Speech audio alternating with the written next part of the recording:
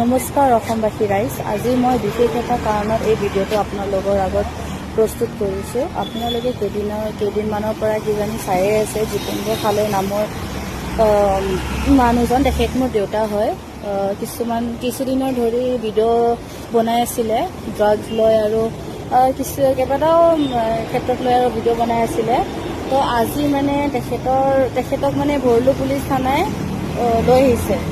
এতিয়া কথা হ'ল কি, তেখেত আজি গৈছিলে আৰ্য কলেজৰ ওচৰত, তেখেতৰ ওপৰত আক্ৰমণ হৈছে আৰু ভৰলু পুলিচে তেখেতক ছেভ কৰি লৈ আহিছে থানালৈ। কিন্তু শুনিবলৈ পাইছোঁ কিবা কেছ দিব পাৰে, মই গম নাপাওঁ, ইমান এটা কেছ দিব পাৰে কি জানি।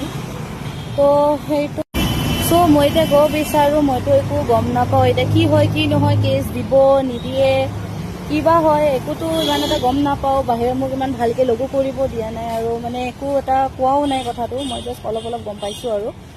কিন্তু কথা হ'ল এইটো যে মানুহ এজন যদি ভাল কৰিব কিবা গৈ আছে, তেতিয়াহ'লে মানে এনেকুৱা কিয় হয়? বহুত জেগাত মই দেখা পাইছোঁ যে ওচৰতে আপোনাৰ এইটো কি বুলি কয়, এইটো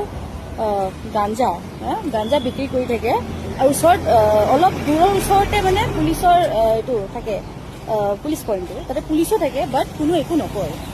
চ' এতিয়া যদি মোৰ দেউতাই এটা মাত দি আছে ক'ৰবাত যি হওক, মই জানো এইটো গোটেই বন্ধ হৈ যাব নোৱাৰে, বাট তথাপি মাতটো দি আছে, কোনো দিয়া নাই কোনোবাটো মাতটো দি আছে। তো সেইটোক লৈও এতিয়া মানে প্ৰব্লেম, এতিয়া পুলিচ থানাত লৈ আহিছে।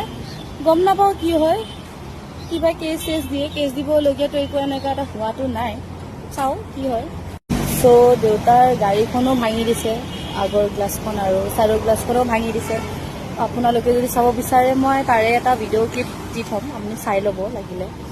এতিয়া কথা হ'ল যে ভৰলু পুলিচ থানাই দেউতাকেইটা উঠাই লৈ গৈছে। এতিয়া যদি এনেতো কেছ দিব লগা একো এটা এনেকুৱা কাম এটা কৰা নাই, ভাল কামেই কৰি আছে বাৰু, কেছ দিব লগাটো কোনো কাম কৰা নাই, মাতি আছে।